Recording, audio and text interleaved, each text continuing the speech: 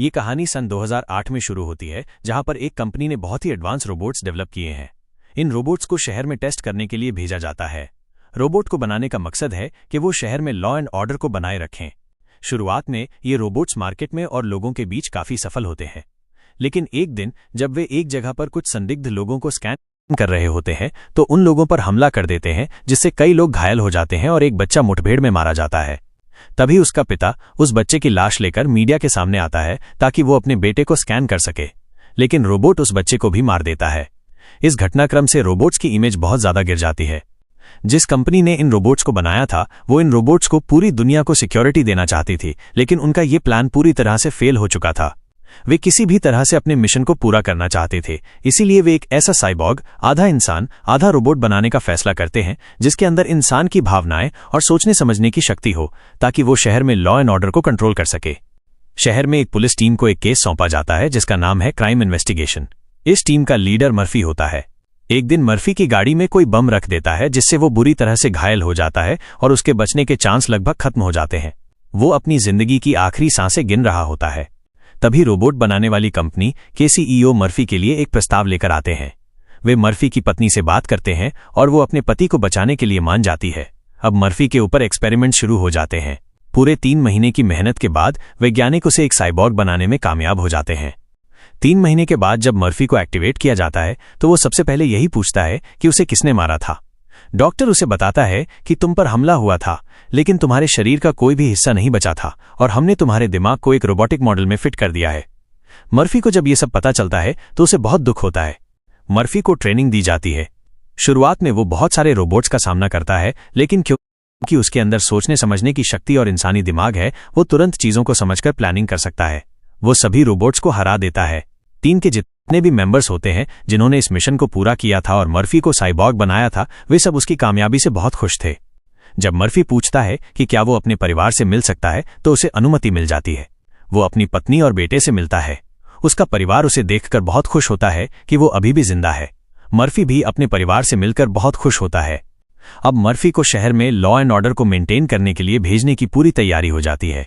उसे एक special bike और सूट दिया जाता है।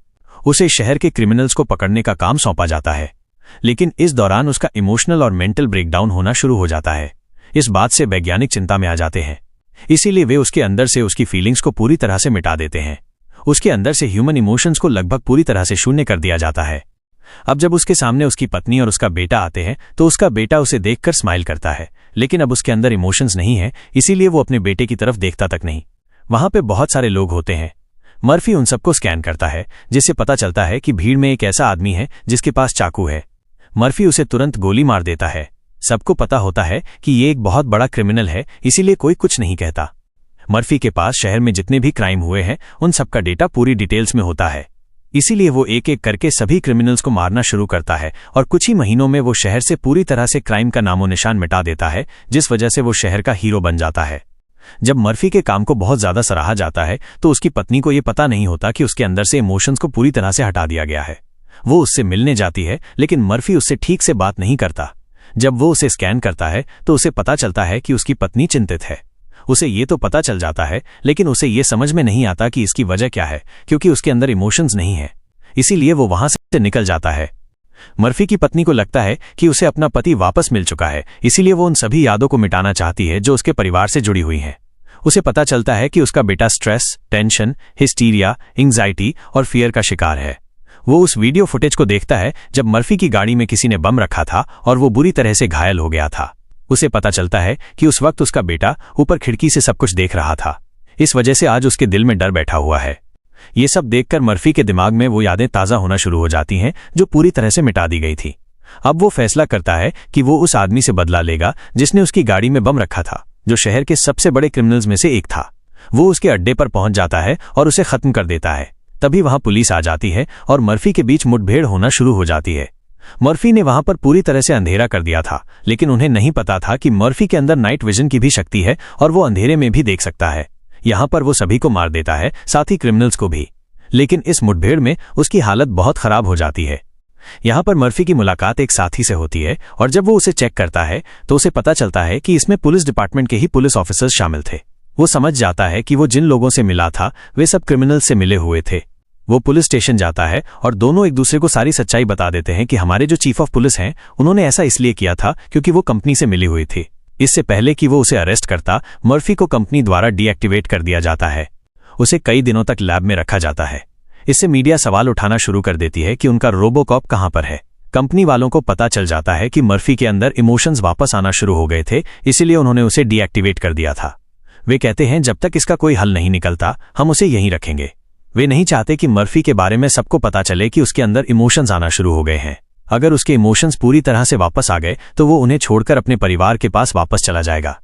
कंपनी का सीईओ ये किसी भी कीमत पर नहीं चाहता था। वो पूरी दुनिया को अपनी बनाई हुई सिक्योरिटी बेचना चाहता था। कंपनी की डील दूसरे देशों के साथ साथ अमेरिका के साथ भी हो जाती है, जिससे उसे बहुत ज्यादा फायदा होता है। अब सीईओ फैसला करता है कि वो मर्फी को हमेशा के लिए शटडाउन कर देगा, यानी कि उसे मार देगा।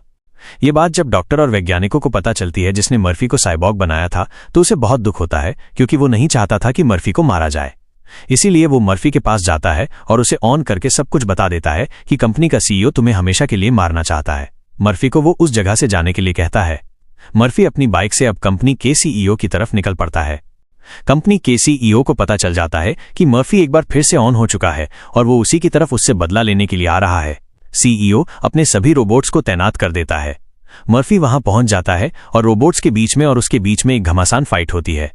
मर्फी बहुत सारे रोबोट्स को मार देता है, लेकिन इस फाइट के दौरान उसका एक हाथ पूरी तरह से डैमेज हो जाता है। इससे पहले कि रोबोट्स उसे मारते, मर्फी का एक साथी जो कि पुलिस ऑफिसर है वहां पर आ जाता है। उसके पास हथियार नहीं है, इसीलिए वो रोबोट्स के सामने आ जाता है। रोबोट्स तब तक किसी को नहीं मारते जब तक उनके पास कोई हथियार न हो। ऑफिसर रोबोट्स को रोकता है। मर्फी वहां से निकलकर आगे बढ़ता है। तभी सीईओ एक ऐसे रोबोट में आ जाता है जिसके पास रिमोट कंट्रोल होता है, जिससे वो मर्फी को कंट्रोल कर सकता है। वो उसे मारना चाहता है पर मार नहीं सकता क्योंकि मर्फी ने उसे पूरी तरह से अपने कंट्रोल में कर लिया होता है। इससे पहले ही वो पुलिस ऑफिसर आ जाता है और उस आदमी को मार देता है।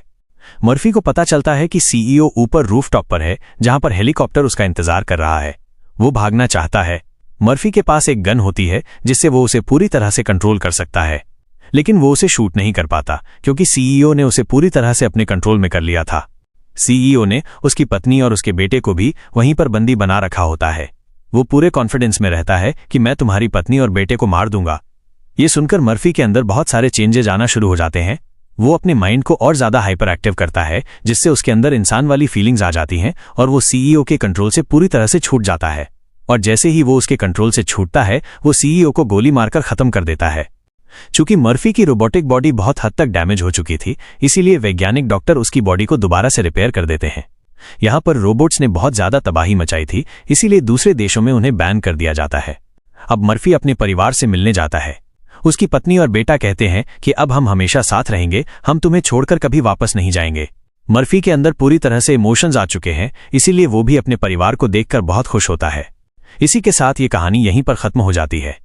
IMDb पर इसकी रेटिंग 6.2 है। इस फिल्म का बजट 100 से 130 मिलियन डॉलर्स था और बॉक्स ऑफिस पर इसने 242.6 मिलियन डॉलर्स की कमाई की थी। उम्मीद करते हैं कि ये कहानी आपको पसंद आई होगी। लाइक एंड सब्सक्राइब करना ना भूलें। Like and subscribe.